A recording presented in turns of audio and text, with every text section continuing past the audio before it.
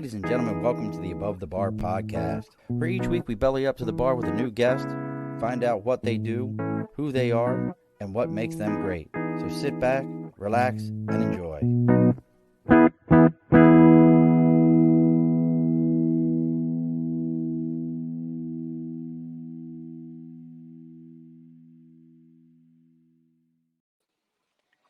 Alrighty, folks, welcome to another episode of the Above the Bar podcast. It's your host, Sean. If you notice, the background seems a little funky today. We're campsite today, hanging out. We're on vacation, the family and I. We're waiting on our guest, Augie, to jump on here in a moment. He is a United States Marine, also a swing dancer. So spoke to him a little bit ago. Hopefully he'll be jumping on with us just in a moment. But as we know, show goes live at 8. So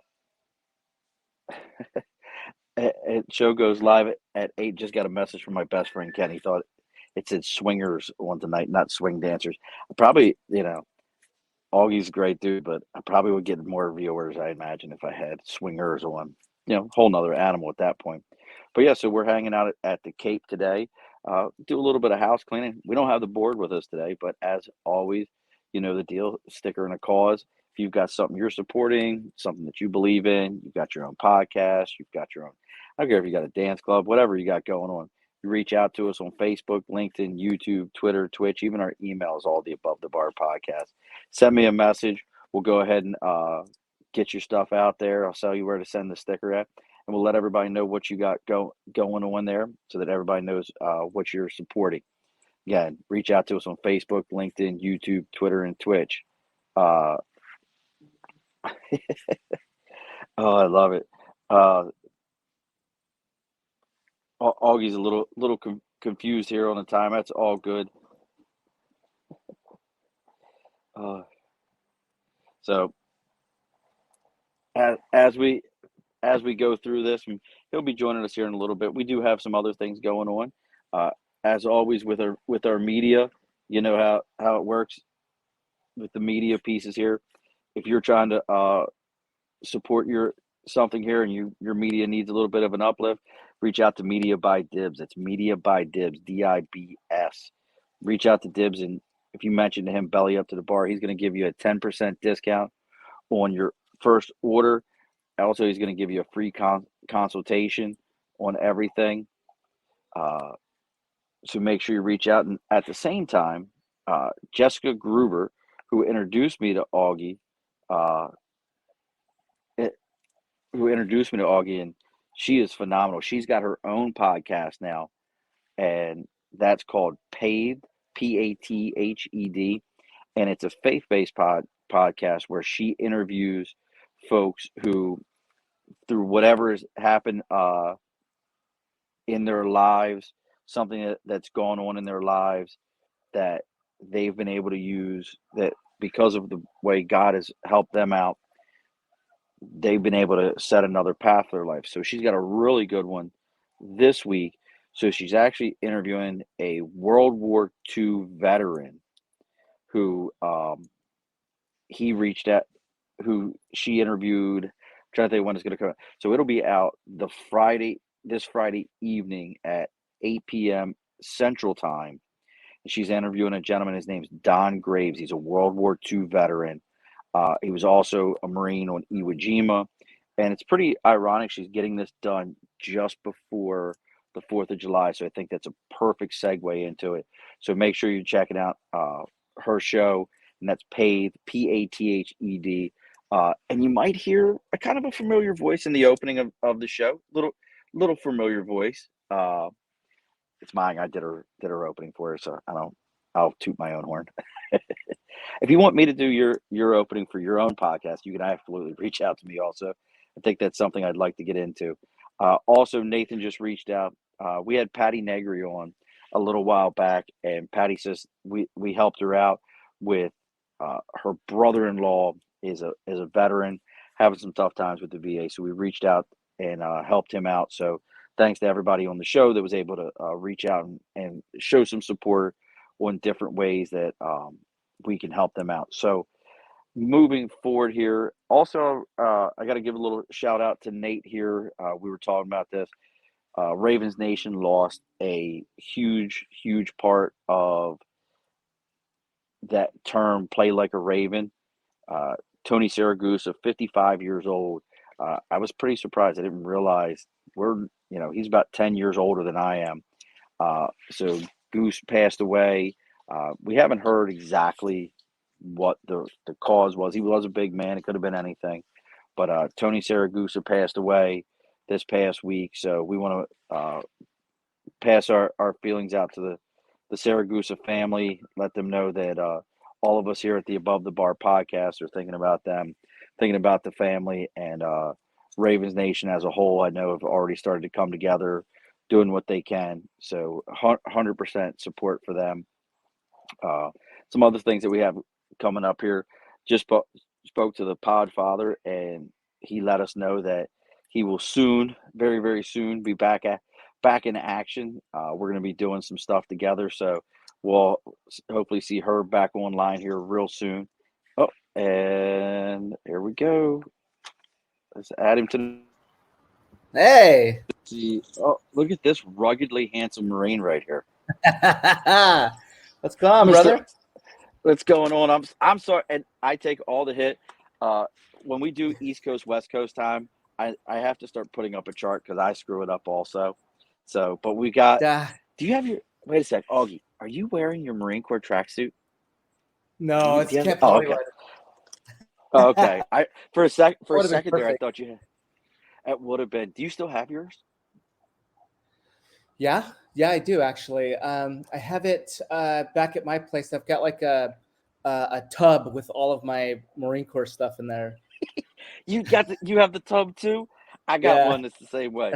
Like I went through mine. I guess it was probably about 2 or 3 years ago. I went through mine, and I had camis that were still rolled up with rubber bands around them that didn't even have name tapes on them. I went to the local recruiting command and was like, "Take these. I can't do shit with them." Yeah. and just dropped them off. So again, folks, we have Mr. Augie Freeman with us, United States Marine, as you'll probably hear lots of stories.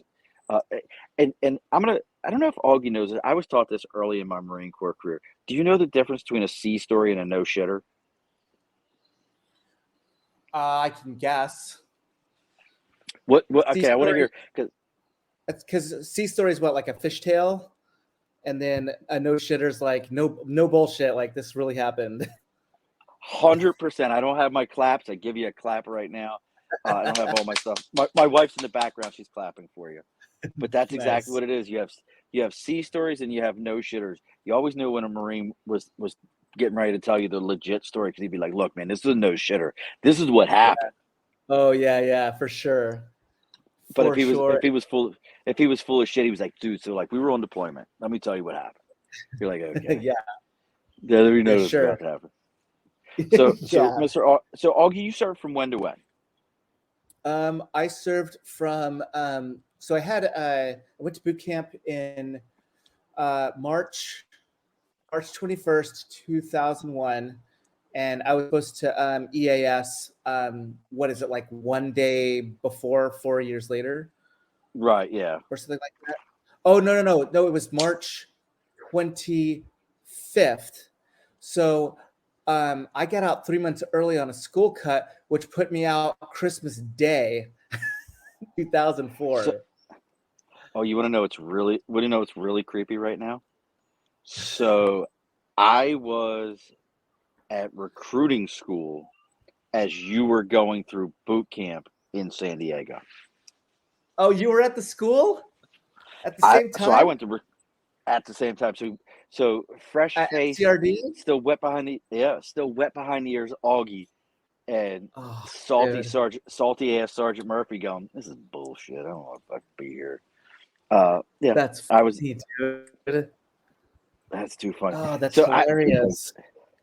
So I wasn't a left coast Marine. Didn't go to boot camp out there. None of that stuff. Just schooling and different things. I always hear the stories, and we're gonna get into some Marine Corps stories. How much did it drive you nuts truly seeing the airplanes taking off and landing? Oh,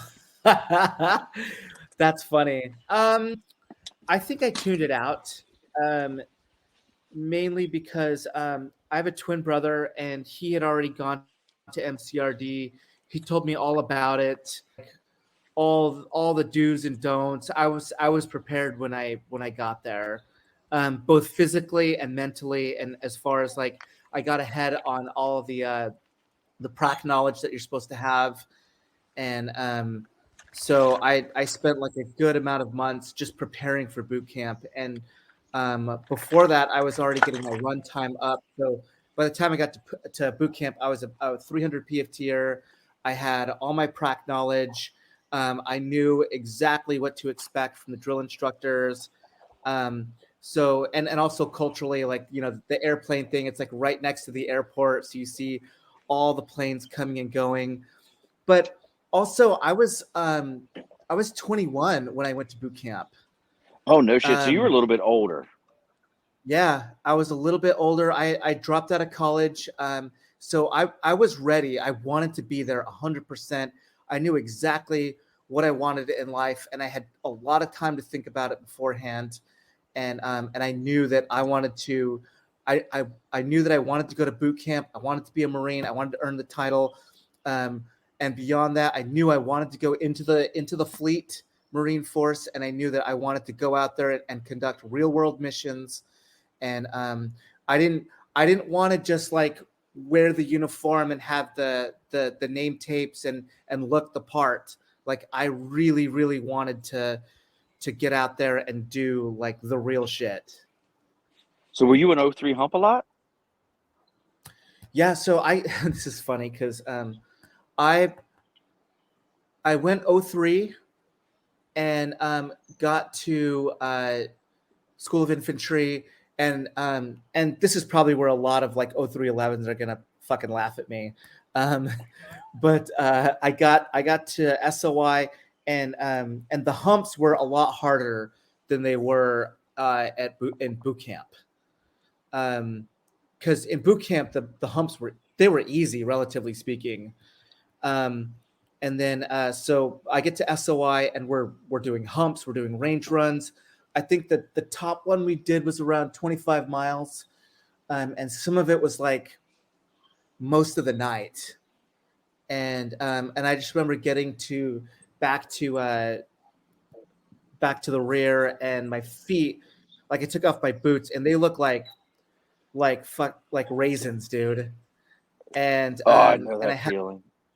oh yeah, dude, and I like I had rubbed all these, like there's like practically no skin left on much of my feet. Went to the corpsman, and I was just like, "Hey doc, can you help me with my feet?" And he looked at me, and I kid you not, he was like, "So what's the problem?" Ah, I Yep. love it. Oh, And there's I some looked at motion him, in and I was water. like, "Yeah." I was like, "This guy's serious. He is like, he's no shit telling me to man the fuck up." And I was like, Wow. all right, good to go. And it was at that point where I was just like, fuck, man, I need to find a way to be mechanized, because not because I can't take it, but because this is going to catch up to me at some point. Right. And you know what I mean? And so like just from a longevity standpoint, I was like, okay, what can I do from this point? Because if I go to 0311, that means I'm going to be a rifleman, which means I carry less weight potentially than if I'm an 0351 or 0341, which is mortarman, Mortarmans. and certainly as machine gunner 0331, which I was like, fuck that. I am not going to be a machine gunner. I'm 140 pounds soaking wet, and I'm 5'6", and I'm already doing these humps where I feel like I just lack the bone density to be able to handle this on a long-term basis. So two things need to happen. I need to gain weight, and I need to gain strength. So, and I was just thinking, That's I so have to do funny. that anyway. Yeah. And so I was just like, okay, cool. So I saw that there's two MOSs within the O3 field. One of them is uh, Tow Gunner, LAR, 0352. And then there's 03, I think that one's 40 something. 0313. Oh, Oh, is 13 it? Okay, for no. the LAR. It's LAR. You're talking Yeah, about LAR, aren't you? yeah, yeah. And I forget what recon is, but that I was weeded out early on the swim qualification for that one.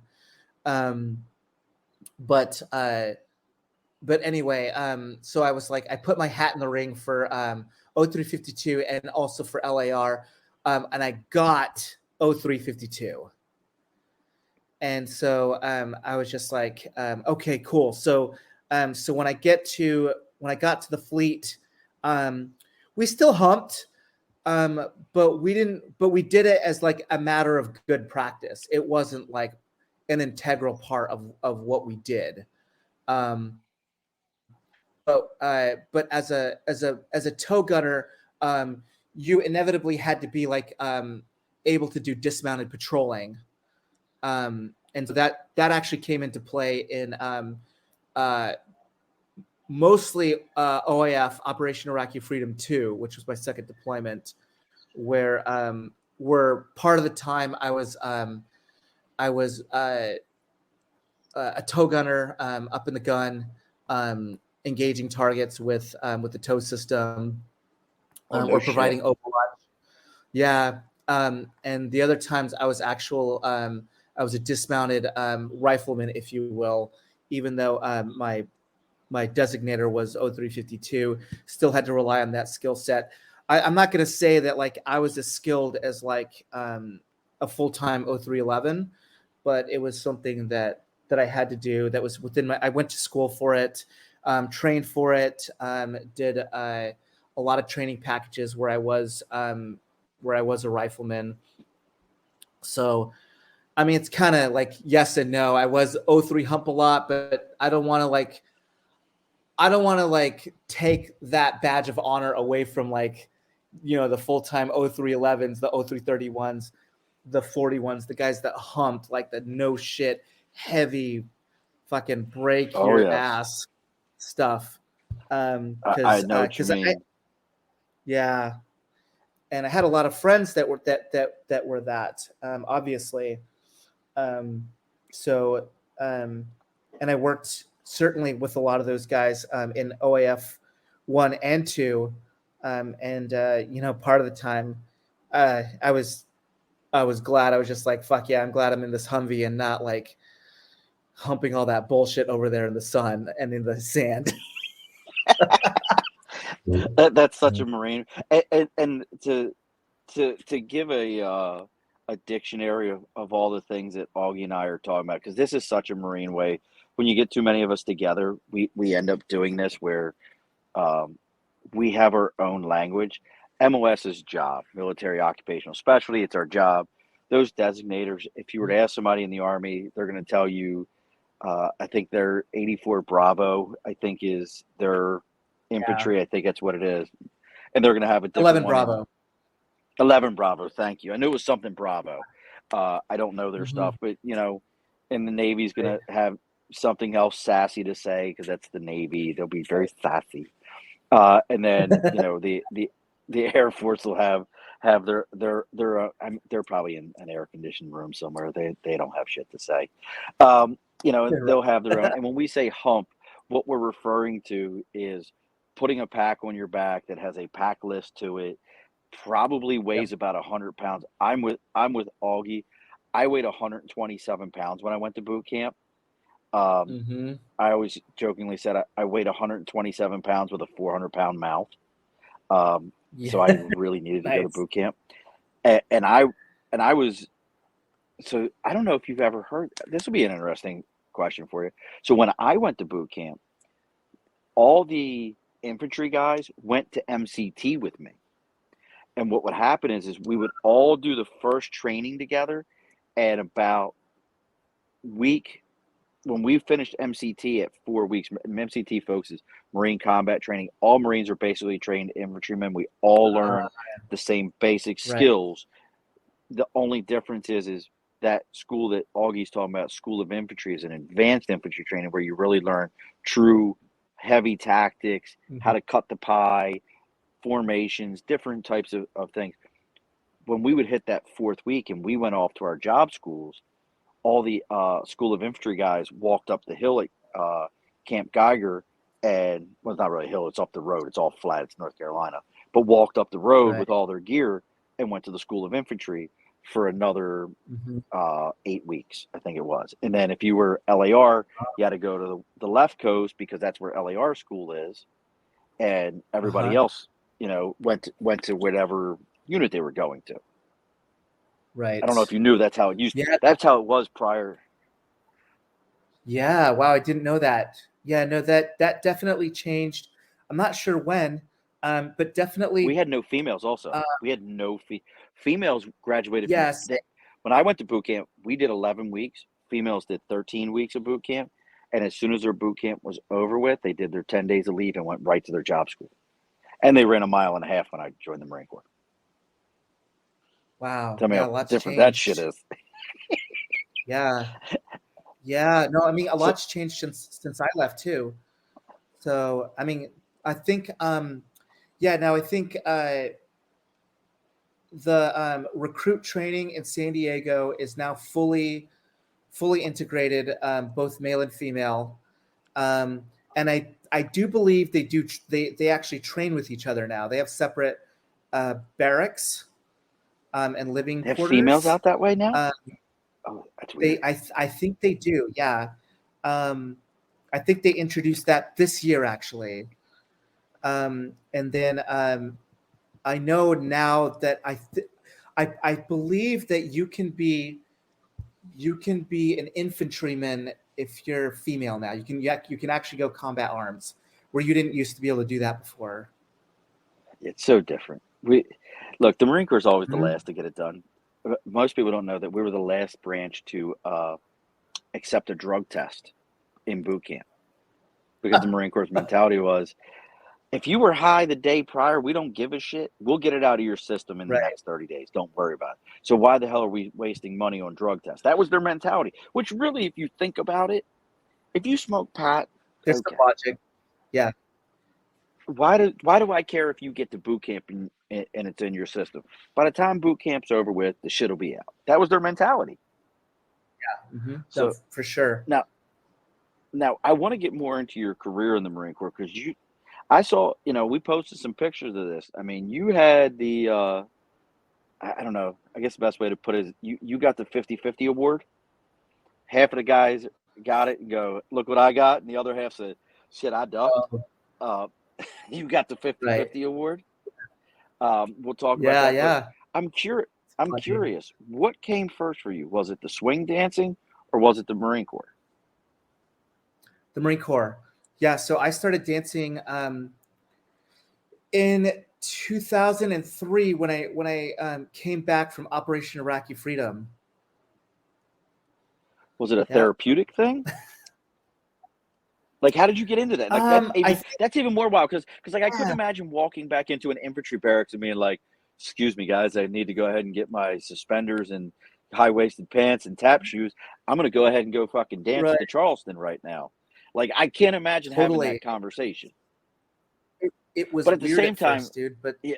So tell But me the how that. fellas, I want to know how they that were happened. yeah. What did I So missed it? What? so okay. So I grew up in El Paso, Texas, and in some ways it's Texas, in some ways it's New Mexico. Um, and in the ways that it's Texas is that it the two step is very popular there. Um, Okay. and Western bars, right?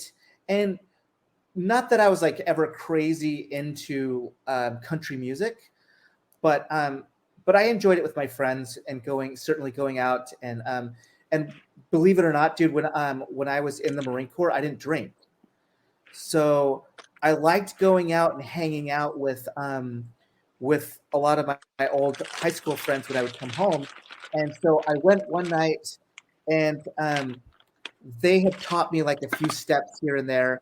And then I ran into this girl um, that I thought was really pretty, and started talking to her. And I was like, "Hey, do you want to dance?" And she was like, "Sure." So we went out there, and she was a lot better than me.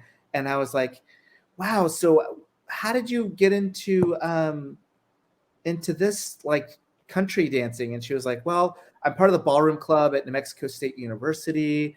And No shit. and I was like, that's cool. Like, why ballroom? Like, how'd you fall into that? And she was like, well, I was into swing dancing first, and my brother and I used to do that. And then we found the ballroom dancing. And I was like, whoa, swing dancing. You know, I don't think I would want to do ballroom dancing, but swing dancing. I remember watching like the movie Swingers, and I remember seeing like the Gap commercial, and I remember watching like The Mask, and I was like, that it seems kind of like wacky, but I think I would want to like at least try that. So I went back to 29 Palms, started looking for it, looked left and right, finally found this dude who was also a Marine, and he was living in the barracks because he was working at the communications school, and he was like, yeah, dude, I'm teaching these classes. And so I stopped by, and he was like, hey, it seems like you're having a lot of fun. Why don't you come out with me and my partner this weekend? We're going to LA. We're going to go check out a competition. And I was like, yeah, okay. So I went there, and that night it was the 2003 California Balboa Championship run by Peter Loggins. So I ran into that crowd. Like the singer Peter by Loggins? accident. Like the singer Peter Loggins. No. The dance teacher and organizer Peter Loggins. So I think I'm he thinking lives like the in New singer Peter Orleans Loggins. now. Yeah, I know. I think he's actually related to him. Actually, I think he is.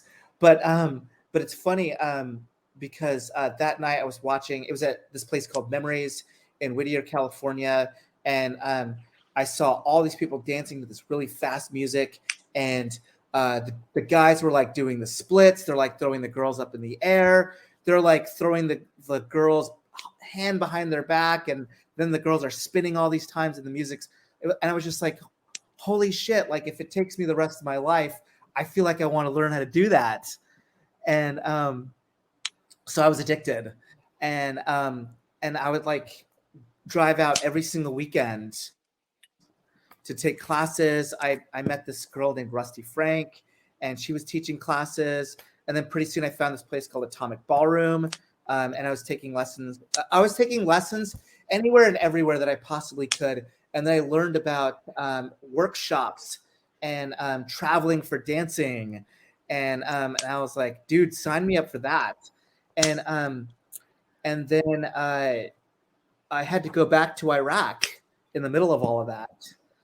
And I think it was kind of a therapy thing for me. Maybe not at first. I was like, this is just super cool. There are all kinds of cool people. I love the music. I love the way everybody's dressing. There's a band up there, and they sound really, really cool. And I like the way the girls are dressed up in vintage, like, because this is 2003. Everybody's still wearing vintage clothes when they go out. So awesome, it was man. totally different now. Yeah, it was great. And then now what's so different fast now forward, than then? Like what's the difference now and then? well, besides the fact that there's a lot more opportunity to learn now. There's a lot more events nationwide and worldwide. I know that like the pandemic put like a kind of a hiatus on much of that, but there's also like media wise, you can watch dancing on YouTube, whereas back then you had to have like videotapes and stuff. And I remember taking a camcorder to out dancing and to different events, and I would like shoot myself doing the move right after the class, so I would have those notes. Wow. And now like they have recaps and stuff like that. There's like instructor demos where I would VHS record that for myself, so that I would have it and look at it and be able to steal moves.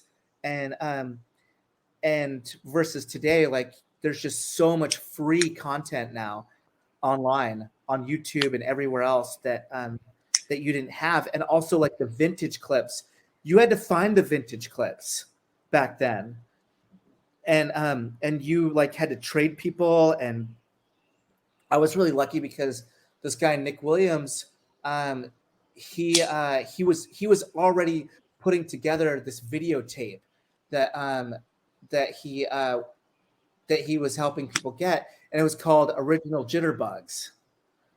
And he put like footage from like Bobby McGee's to like Groovy Movie and Hell's a Poppin', like all the famous clips that everybody takes for granted now. Like they were hard to get back then. Really? And I think that's probably the big difference right there. And there's also a lot less traveling for dancing. There was like Harangue Dance Camp, and I think there was Camp Hollywood, Swing Camp Catalina. But really, there was only like a handful of things that you could do nationwide and globally. But by the time I got out, there is now a lot more events. There was Camp Jitterbug. There was, what else? So there were, I'm curious. there was London Balboa Festival. Wow. So there's really nowadays, if you're into that, there's a whole market. But so 2003, you're learning the swing dance. You, like you said, you didn't realize it was as therapeutic as it was. But now we've got to go back to OIF again. So we're headed back. Now, how does that all? You know, I mean, I can't imagine you're, like you said, two-step Charleston. You're not swinging your A gunner around. You know, like, hey, let me show. Yeah. Hey, look at this. You know, I am curious though. Yeah. What was the reaction?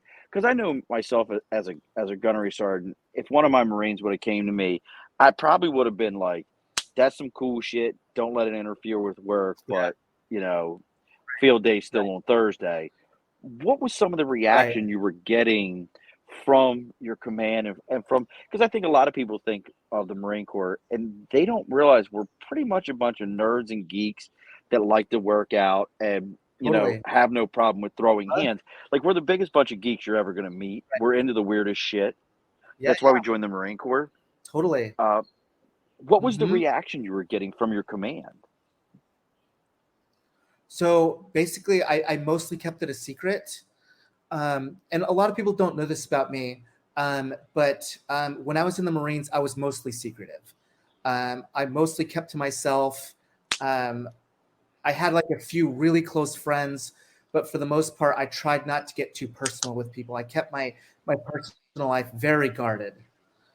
Why? And I ask myself that question all the time.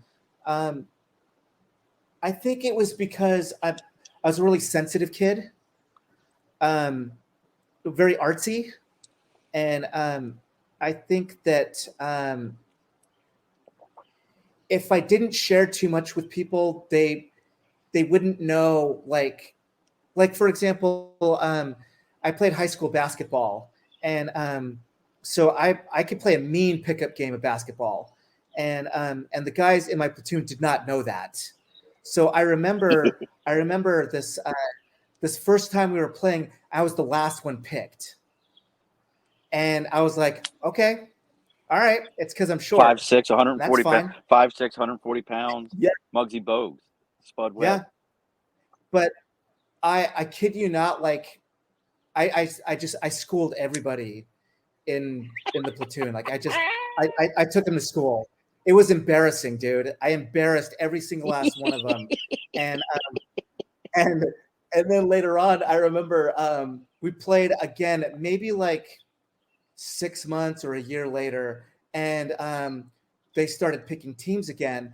And this one dude in my platoon, like they were about to pick somebody else. This one guy, Saucier, he was like, no, pick Freeman. And he's like, Freeman? He's like, yeah, dude, pick Freeman. And he was like, okay. And then, of course, but I think part of it was because at the time, I just sucked at dancing. I loved it, but I was just terrible at it. I was brand new at it. And I think I'm a little more secure in myself now than I was at the time. Like when I was in the Marines, I was still pretty young. I was an insecure kid. Even though I'm in my like early 20s, I'm still like discovering who I am. And that factors into like this identity that you're crafting for yourself. I wanted to think of myself as a warrior. I wanted to think of myself as professional. And I think at the time, I knew what my shortcomings were in every regard.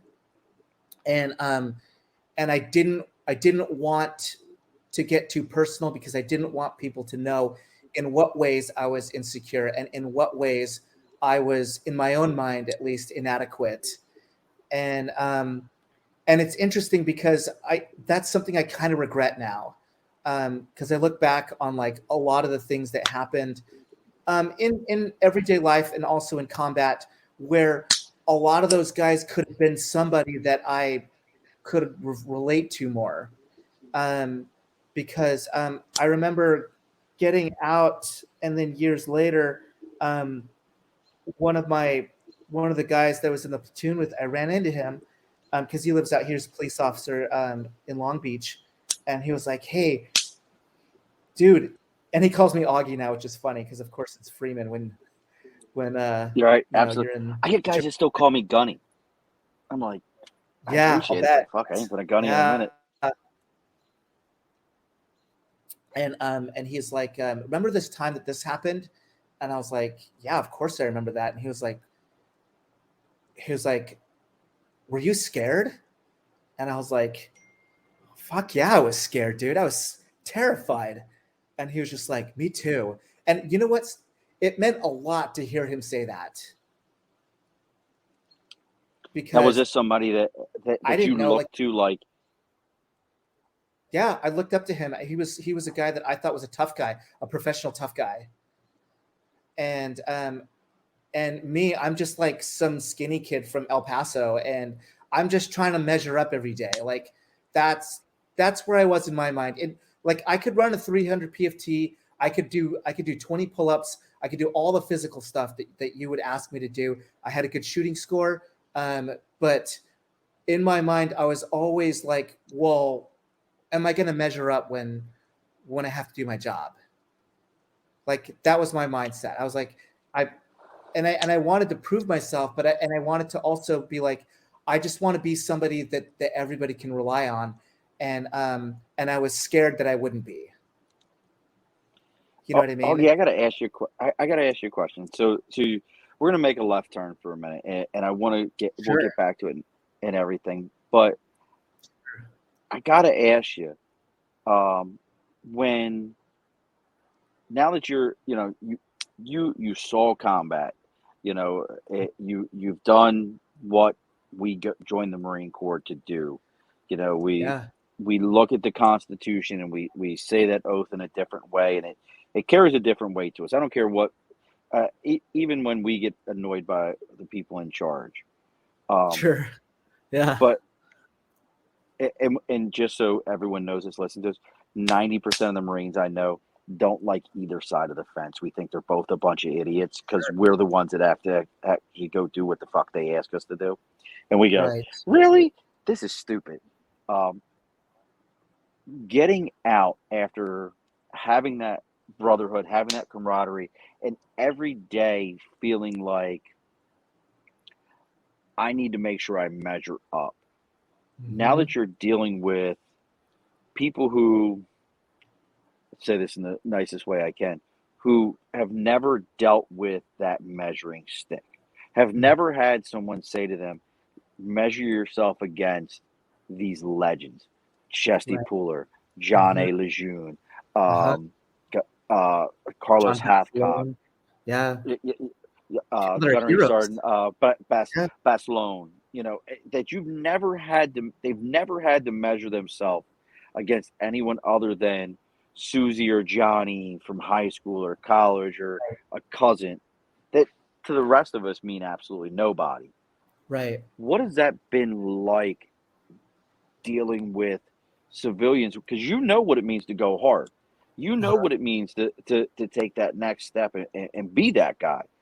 Yeah. What has been, and I think, and the reason I'm asking this is because I think this is something for all of us as Marines and service members in general that we struggle with. I still struggle with it today, 8 years out from retirement.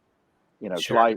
July 31st will be 8 years since I retired, and I still Congrats. struggle with it today. Thanks, bro. But I Yeah. still struggle with it today to be like, you mother, and then Yeah. so how have you gotten beyond that? Because you have a pretty successful career so far, as I Yeah. understand from Jessica.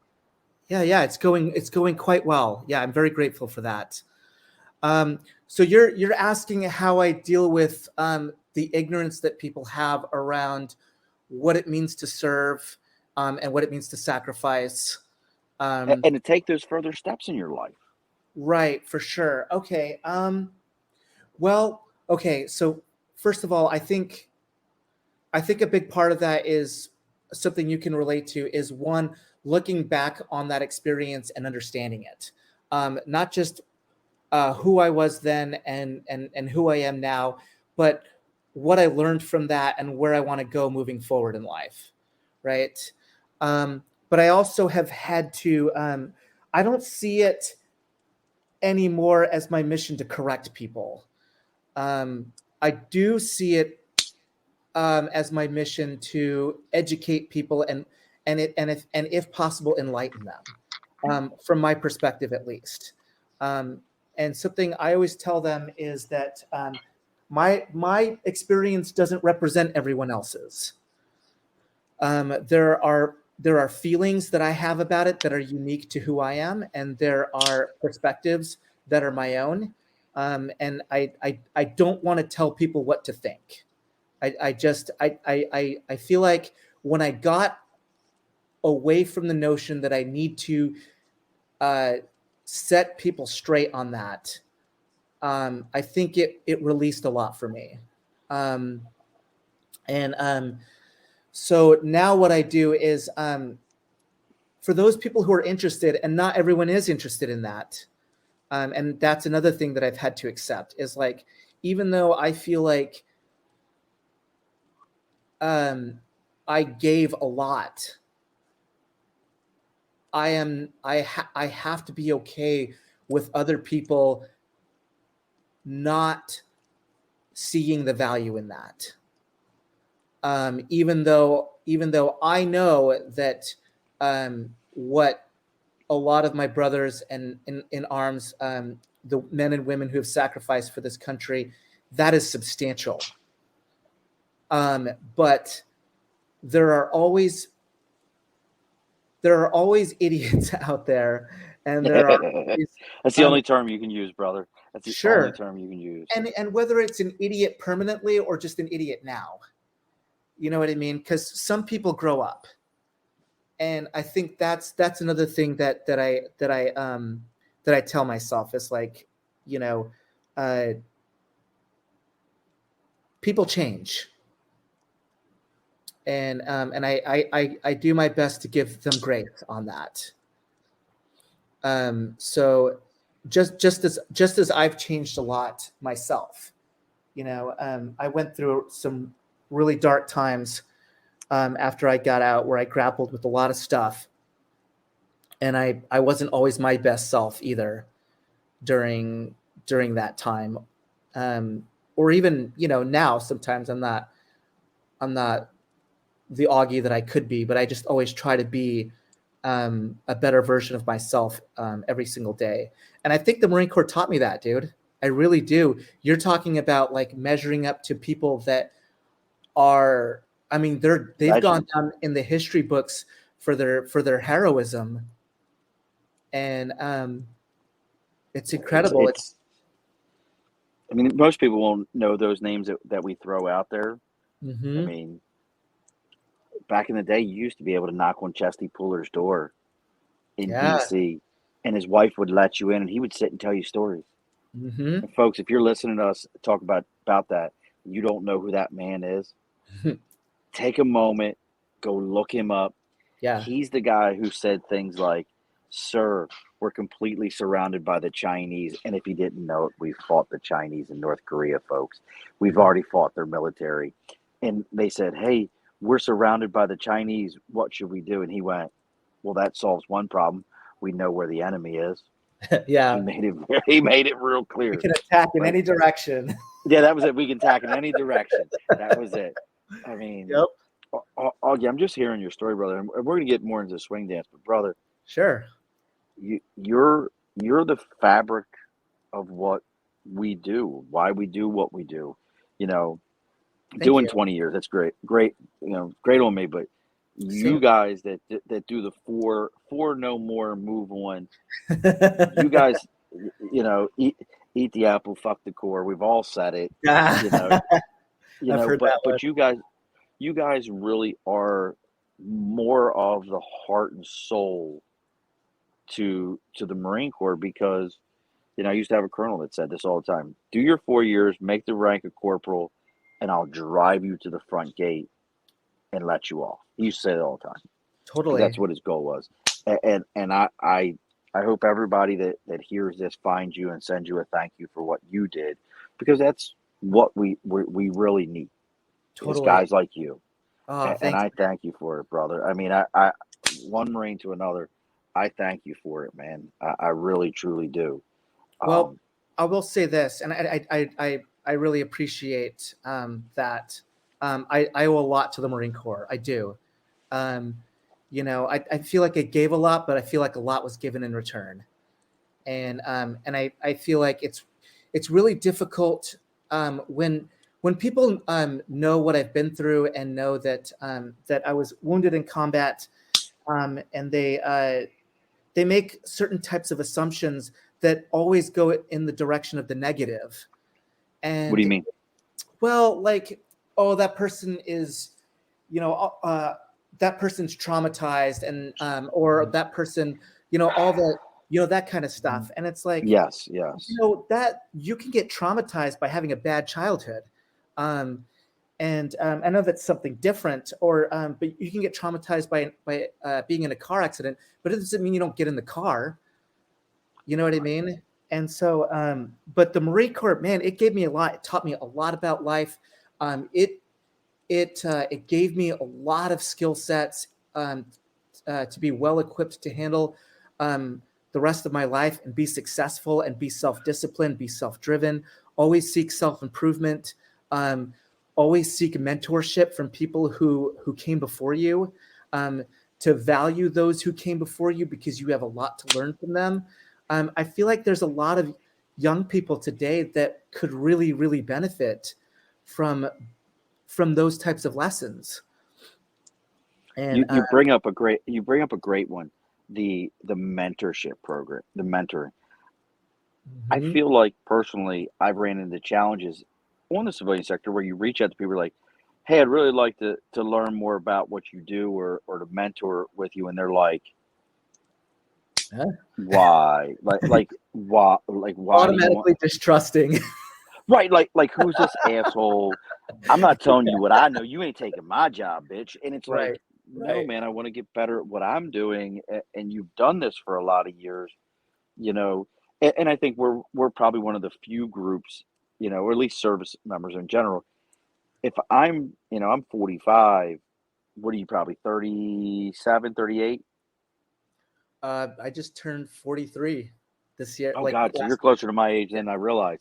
Yeah. So, but I'll reach out to a guy who's 35. If you've been Hmm. doing the industry longer than I have no Hmm. problem in you telling me what to do. I think that's a Marine Corps thing. Like, your age is irrelevant to me. How long have you been doing the work?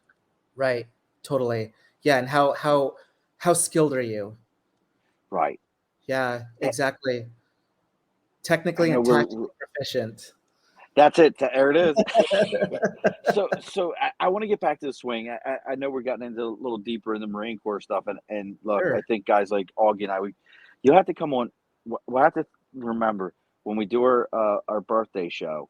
You have to come on for the birthday show, because we Cool. did it this Yeah. past year with a bunch of other recruiters that I was on recruiting with. Some of us retired, some of us not. One guy, one of my buddies, that is the one that you have to be like, You will speak when I allow you to speak because you're not getting me banned from everything on the planet. He is that you know that Marine Oh that yeah, okay. like the first time I met him, we were in a setting. All the other Marines are there. He's getting ready to give a class, and he said something that when it was done, I looked back at my CO and I looked at him. I had only been in the command about a month. He was the RI, I was the ARI, assistant recruiter instructor. He was the recruiter instructor. I looked back at my CO and then I looked at him and I went, my career's over. You just said some shit that's going to cost me my career unless I go tell somebody. And Right. like it was at that level. And Ugh. everybody was like, no, you're good. You're Oh. good. You're Oh. okay. I'm like, that's why I was like, Oof. and then our sergeant major talked, and we had that sergeant major that couldn't. You and I will talk afterwards. So I Sure. want to get back to the sweat. We'll tell Marine Corps. We'll tell no shitters and sea stories afterwards. But Awesome. but so you're headed off to deployment. Now Mhm. this is deployment, I'll explain it my way. So I always have referred to the Purple Heart as the 50-50 award. Yeah. Could have gone either When way. you're right, could go either way, and young Marines just coming in are like, "That's a Purple Heart. You're a fucking warrior." And then guys that you once you meet some folks that have a Purple Heart, they're like, "Fuck this thing. You can have it." Yeah. Yeah. Yeah, Yeah. it's the 50-50. Yeah, dude, it's really interesting. I remember this is probably my last week in the Marine Corps, and there was this sergeant major that was retiring, and we went to his ceremony. We're standing in the queue, getting ready to march out on the the parade deck, and I was wearing my ribbons and badges, and this one uh, junior Marine who's like he was a private. I think he was like fresh into the battalion, and he was like, um, he was like, I kid you not, he was like, "Hey, Corporal, what's that purple one?" Hey, Corporal, And what's that purple ribbon you got on your chest there? I've yeah, never seen that one. and these guys next to me, they just looked at him and they were like, "That's the Purple Heart, you idiot!" And he's like, "Oh, Oh, my bad. Sorry about that, Corporal. yeah." But you know, I speak about that, you know, that one medal on my chest in a very humble way, because you don't earn it. No, It's not a medal that you earn, and it's not for valor, um, although it can be in conjunction with actions um, that are related to combat valor. But um, there are many out there who are awarded the Purple Heart who don't live to wear it, and that's the thing that I am very humbled by. And to top that off, for me personally, it was, it's like Forrest Gump, like getting shot in the ass. It's literally like $1 million wound. You but it's know? like you weren't shot in the ass, were you, Augie? No, I wasn't. I was not. I was wounded by an improvised explosive device, where I took shrapnel in my shoulder and all across my back, um, and got banged up pretty good by that. And but I went back out like 3 days later. So General programming. yeah, and so I'm just like uh, I have a friend. I think he has 2 Purple Hearts. Um, again, million dollar wounds. And then I have friends who have the Purple Heart that are dead, and it's that's how it is. And so it's I think it's something that I wear and I have with me, that I have great humility for, and I'm just grateful for not only for the sacrifices that those who have it and are no longer with us or could not see their families again, um, but I'm just uh, enormously humbled by that. Brother, Marine to Marine. I wish we weren't on the opposite coast because you get a hug right now. Thanks, man. As only Marines can understand what that means. You know, Yeah, only Marines would hug each other and be like, "No gay." Hit yeah, them with that. But I get exactly what you're saying, yeah. and it means a lot. Uh, and I don't want to shift from such a heavy subject to back to, Right, we're but going back to dancing. but Sorry. but I want to kind of tie it in together and kind of say, you're over there, you're dealing with these things. Hmm. Was there ever a time where you were like, "Hey, I'm back behind some Connex boxes. I'm practicing. I'm doing this just to get your mind off of where you were, what was going on." Sure.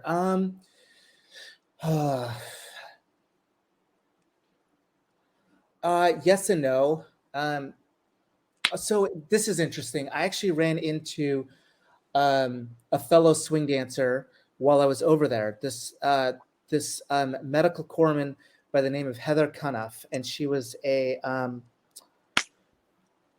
lieutenant at the time, I think, or a lieutenant commander or something like that.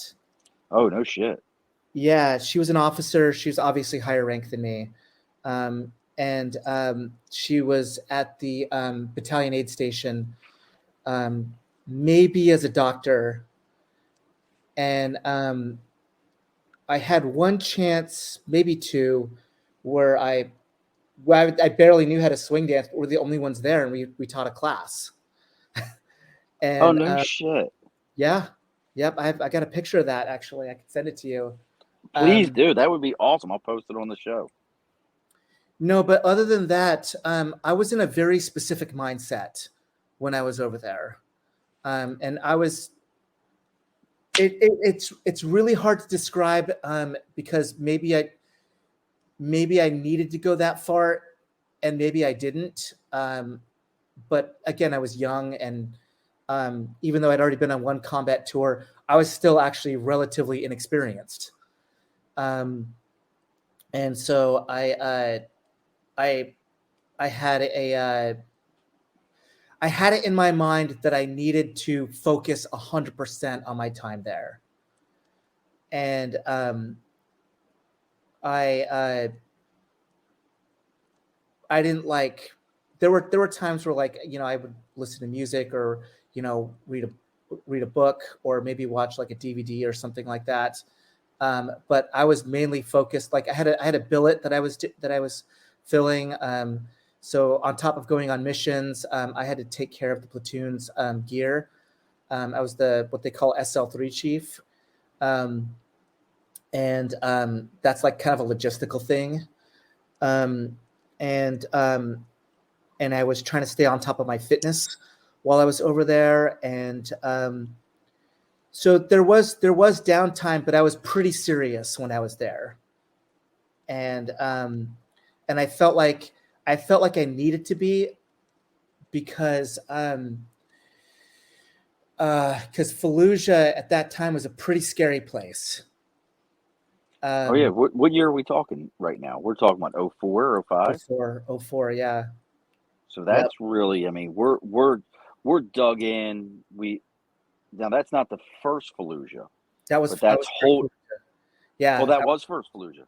yeah. I was first. I was there through first Fallujah, and then all the way up until right before the second started. And actually, it was at a point where they asked me, uh, they were asking for volunteers to stay back to go on Operation Fan and Fury, and I had uh, already been wounded. I already had been there for a while, and I saw things were heating up. A lot of people were in the ground by that point, and I was just like, I just had this gut feeling that if I went back into that city, I wasn't coming. I either wasn't coming back the same person, or I wasn't coming back at all. And so I made this decision like, okay, well, Augie, if you're going home, then you're going out. You're getting out. And that was the decision that I made. Bro, folks, I can't. I personally can't explain to you First Fallujah. Augie may have an analogy for it. All I can tell you is go read a book. Yeah. I've known. God, I wish I could remember his name. You would know him because he was a captain. No, he was a captain that worked with me. He was a second lieutenant, maybe a first lieutenant in there. He was about 6'50", real tall, lanky guy that was there and he was one of these guys that kept going back in. Yeah. Real tall, skinny lieutenant that I knew him as a captain. He was our OSO officer, selection officer. So, I mean, I get it. Marine. Yeah. I know I keep saying Marine to Marine, but I get it. I understand exactly what you're saying. And from his perspective, I've been there too, and that's why I volunteered for a second tour. It's really difficult to unplug from that. When you come back, you bring all of that back with you. And how did you unpack it? What was that like for you to unpack that? You know, and that's the only way I understand it. Sure. Thinking about like a sea bag, you know, dragging that sea bag back and unpacking that. What was that like for you? In some ways, it was a very lonely experience, and it was also a very long experience, and quite possibly I'm still doing that, because those experiences that you have in like that are very profound, and they're very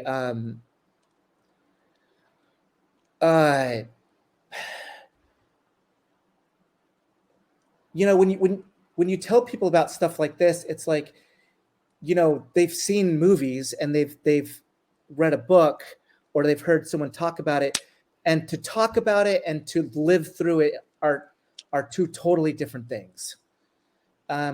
There are things, there are realizations that I came to years after that experience happened, that when you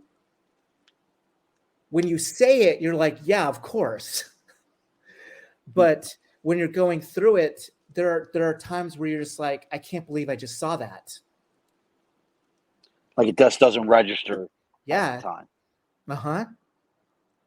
Yeah. And then there's the complexity of it, the ways that you change through that experience, the realizations that you have about yourself, that you are no better than anyone else, that you are the best and the worst that humanity has to offer. And you know, these are ways that I don't judge people who make terrible mistakes anymore. I'm not saying that I made mistakes. Everybody does, but there are dark places that I went in my mind where it was difficult to come out of that. And so it's just the process has been, one, I talk about it. I have a twin brother. And he's a combat veteran, also was a Marine. And we talk about some of those things. I know that if I'm feeling like there's no one else I can reach out to, because I'm feeling certain something, I can reach out to him. There are tons of veterans out there who know. Now I understand. They know not exactly what you've been through, but they can identify. And I in the end, I think that I had to forgive myself for a lot of things that can happen, where you're like, you know, I should have done this and I should have done that, or like, how could I let myself feel this way or think these certain types of thoughts, and at the end of it, like, and this is something that Marine Corps teaches you really, really well. You can't dwell on that stuff too long. You can reflect on it, but you have to put your best foot forward after that. And it's kind of like when you're on a hump, that those long road marches that your feet hurt, you're tired, you're chafed in all kinds of places you didn't even know existed. And chafing in ways that you never knew you could. yeah, and you just want to stop.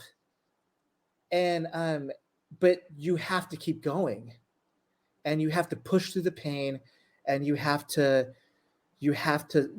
get to that light at the end of the tunnel. And in some ways, that life is the hump. You just have to keep going, and you have to be tough, and you have to take the good with the bad, and you have to and then you have to be there for people when they're going through the same thing.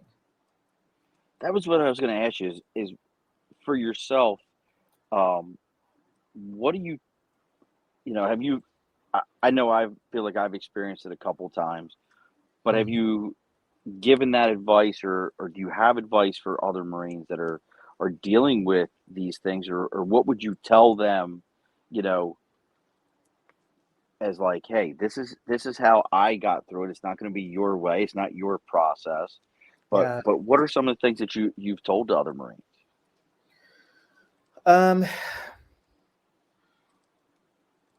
Or even have you been in that situation? Yeah, no, I have. I have. Yeah, no, you're right. It's different for everybody, but I think the main thing that I just try to convey is just like, dude, you're gonna get past this. You're gonna get through it. Like that, what you experienced is profound, and most people cannot relate to you, and that is how it's gonna stay. But it doesn't mean you're alone, and it doesn't mean that that that what you experienced is something that it doesn't have to destroy you. And in fact, if you keep pushing past this, you keep going and you rely on others to help you out, don't be afraid to ask for help. I think that's like the biggest thing I keep telling veterans. Dude, go out and get your benefits. Don't be ashamed of it. Yes, sir. Thank you. And that I went through that too. Like I went out and I was just like, no, what I went through was nothing compared to like World War II or Vietnam vets, or, oh no, like, it's fine. I don't need to like go to the VA and I do got this shit, dude. Don't yeah, worry about it. I mean, yeah, I ain't that guy. I ain't missing this or I ain't missing that. I got this shit. Don't worry about it, yeah, man. totally. I ain't no punk. I got this. Oh yeah. Yep. Yep. Yep. Yep. Yep. Yep. I've heard Folks, if you're still with us right at this moment, folks, you just got two Marines just talking some shit right at this point. I'm fireside at this moment. I got a cup with some whiskey in it, and we're just fucking marining it up at this point. Thank you for still hanging with us. Damn right. You might hear some shit here in a moment where you're like, what the fuck is wrong with these two guys? But Yeah. No, it's great though, because I think that is the point, is like, whether you were a warrior or not, and to whatever degree you were or were not, um, we all go through some really tough things in life, man. Like, and sometimes you just got to feel it, and you got to be like, that happened, and I can't change that. And there are aspects about myself that I can change, and there are aspects about myself that I shouldn't change. And I think understanding that is very key to finding meaning and happiness in life. And I think that whether you were a Marine in the Army, or whether you weren't, you've just been a civilian your whole life, you've enjoyed the liberties that people have afforded to you, those things still apply. 100%, brother. I mean, the things that you experience, they're yours. Mm-hmm. You get full ownership of them. Mm-hmm. And I think a lot of our brothers and sisters, it's tough because you lucked out having a brother who went through it, that you already had a relationship. You're a solitary person, but you have somebody to reach out to. I'm going to say it now, um, and I don't want to. We recently lost. We had a guest who had an organization called 22 a Day Vet Lives Matter. Yeah, I know. I'm aware of that one. Yep. And he took his life. The man who led that organization Wow. and was hiding Oh God, he was dude. hiding his substance abuse. He was hiding what was going on. His name was Chris. And he was a guest on the show. Good dude. And he was hiding that Oh man. because he thought he had to carry that weight on his own. Yep. So listen to two service members who I did not go through, and I make it very clear. I did not go through what Augie went through. Uh, I always jokingly say my insurgents were parents. I spent 12 of my I Nice. spent 12 of my 20 years on recruiting duty, and I had to explain to people when they were like, "My kid's gonna die in combat." I'm still here. I, you know, I'm not dead. At least I think I am. But our experiences are very different. Mm-hmm. But service members to service members, and I think Augie will say this. My best friend Ken is the one watching us right now. He's another Marine. He gave this a thumbs up.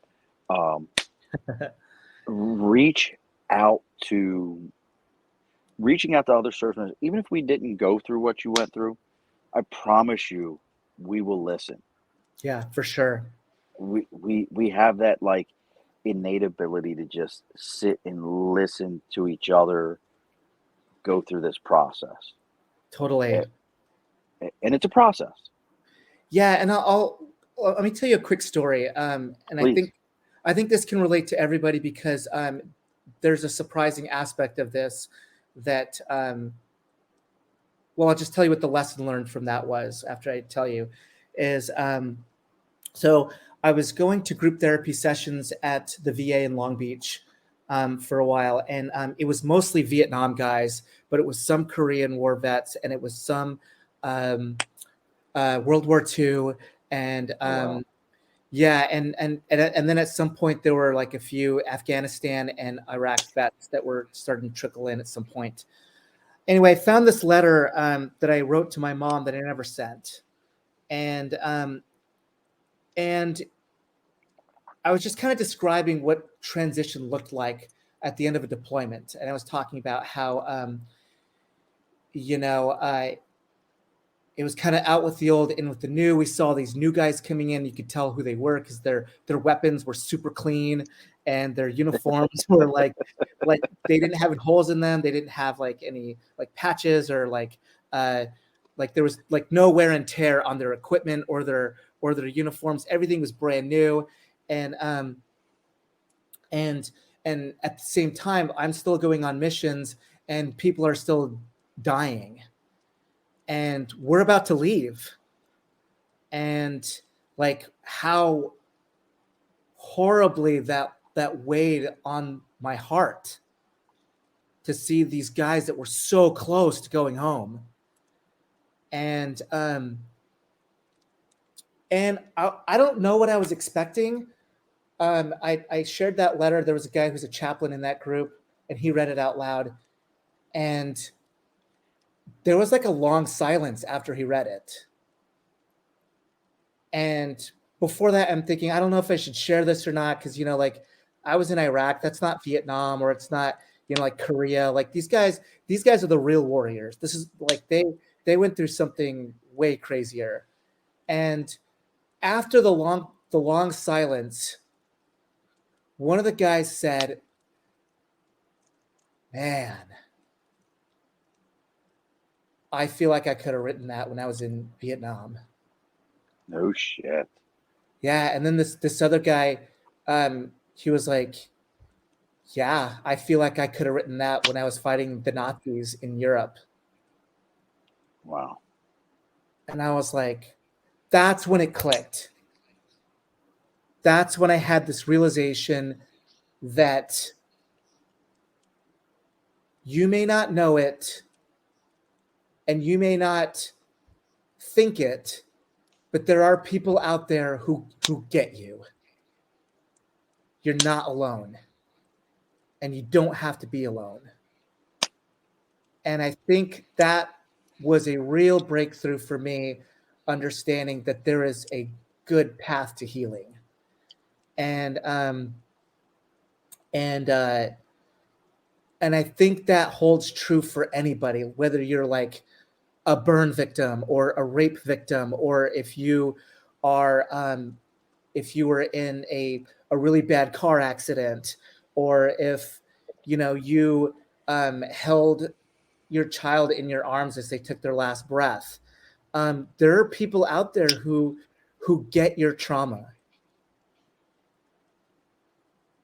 And so that's it. They get it. They get it. Yeah, they get it. They get it. You just have to find them.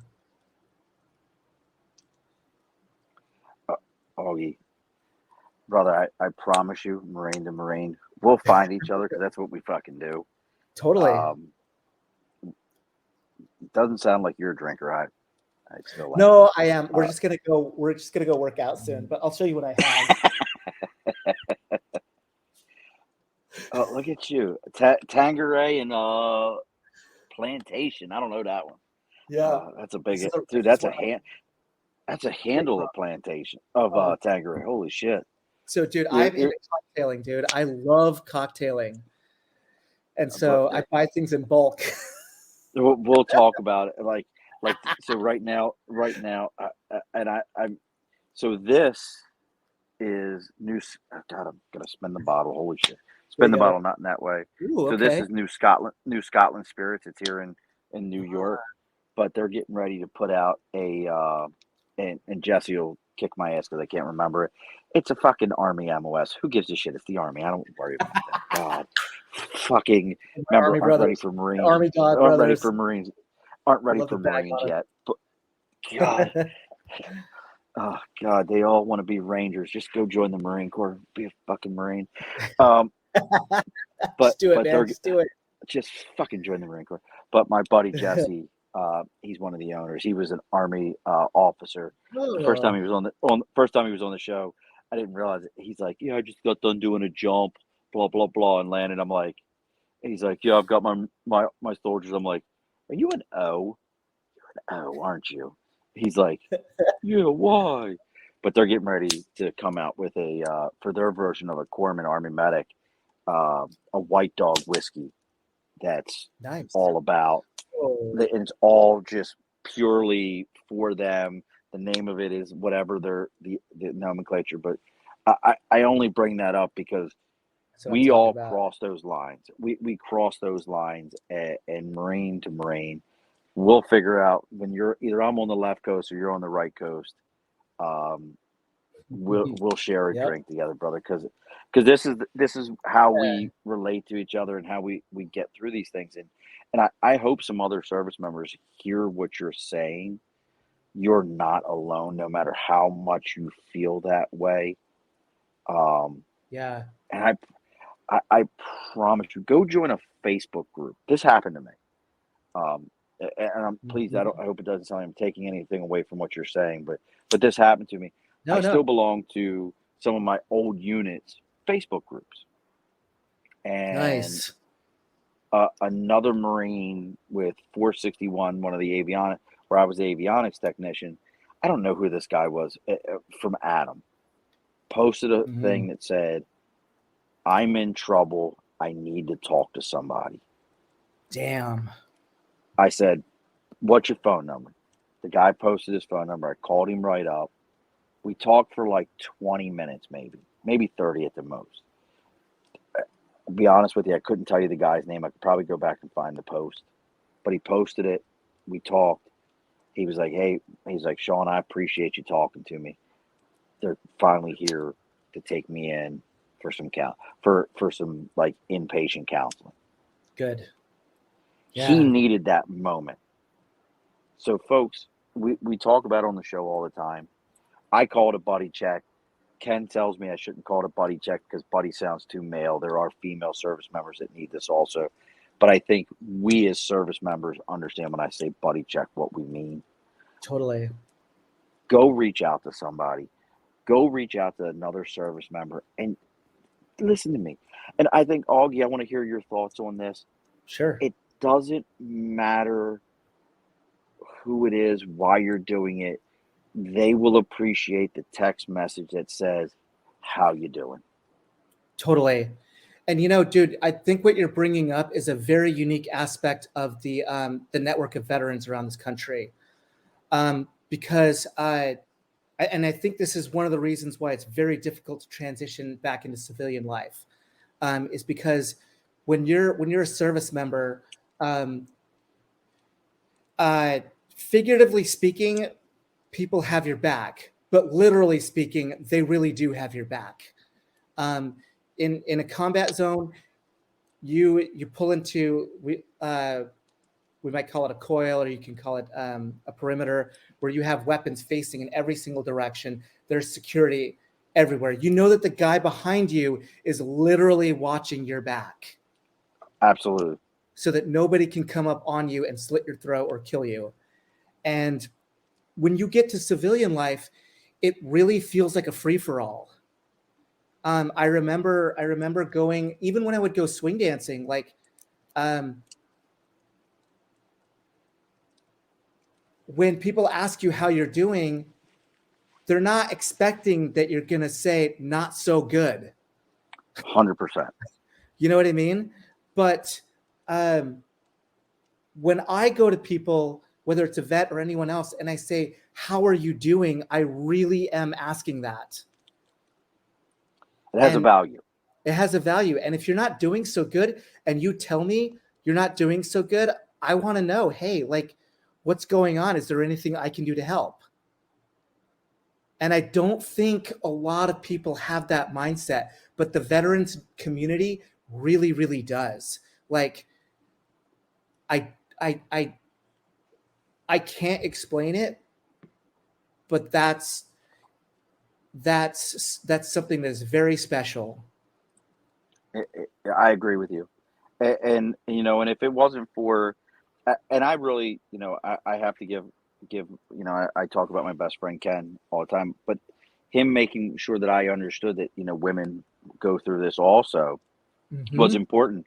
And him making sure that I understood when I said buddy check that I have to count them in. And I want to say that again, because I think a lot of times we think we talked when we opened it up, we talked about, female are now in combat arms. We just had the Mm-hmm. first ever commanding officer of a Marine female combat unit Mm-hmm. just happened within the last couple of weeks. So that Totally. entire value, you have look, folks, it is not just man, especially in the Marine Corps. I can't tell you how many times we used to say, our contract doesn't say female Marine or male Marine; it says Marine. Right. And I promise you that those female Marines that are out there, from our standpoint, and I know I'm using female Marines, but female service members in general, but they have pulled that trigger. They Totally. have been in the they have saved the lives of many a male Marine or male service member. So please keep them in mind and don't discount them in any way, shape, or form. And, Totally. and it my best friend Ken was the one that made sure I remembered that when I was having these conversations, because I even kind of had forgotten about it because of the age of the Marine Corps that I came through. Like I said at the beginning, they didn't go to combat training. They didn't run more than a mile and a half. It took, time within my service time. So that Right. was a very valuable, and it was a lesson I even had to learn, thinking that I had the shit figured out. Sure. Yeah. Uh, That's the I mean, luxury of Augie, you. You think you have everything figured out. Nope. Augie, brother, I can't say anything, but and I know we were going to get into, we'll have to do swing dancing again. We'll just have to Totally. get into swing dance Yeah. more, because we got very Marine Corps, and I kind of had a feeling we would. We kind of do that, you know. Yeah. It's all good.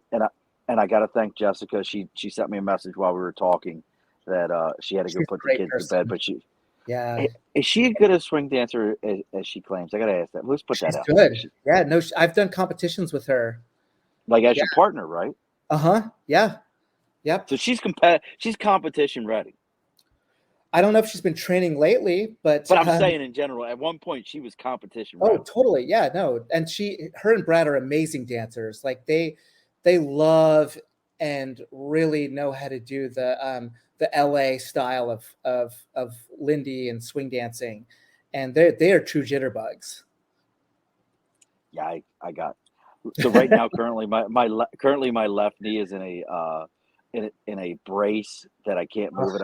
I tore my ACL, MCL, and meniscus, and I already had two left feet to start with. So I'm not that guy to start with. But brother, we're gonna have to get into it. Send me that picture that you were talking about.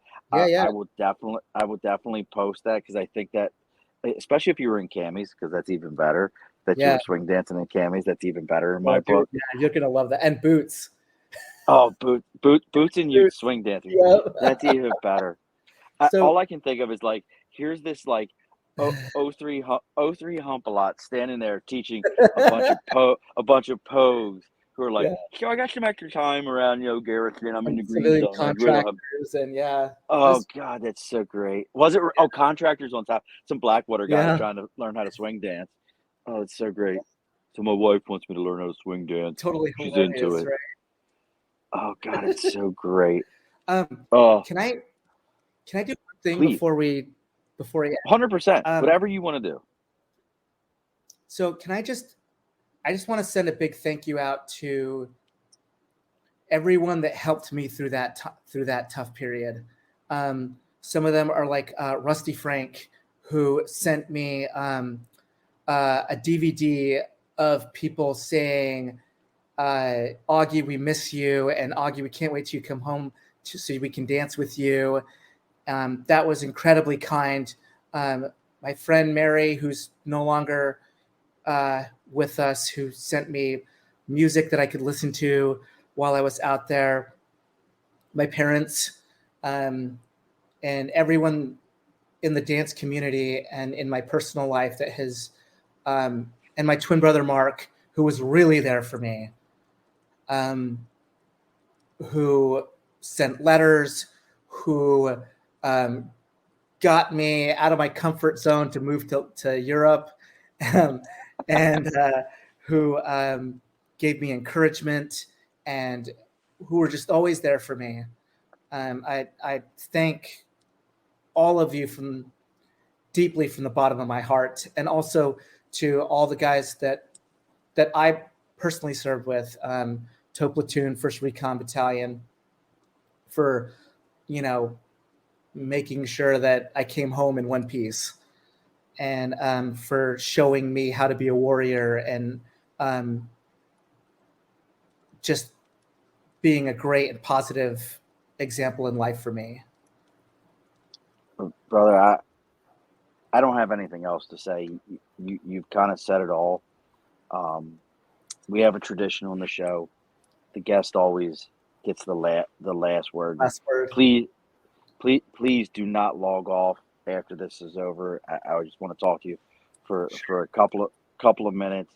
Sure. Again, folks, real quick. I almost feel like I shouldn't do this, but I got to do it.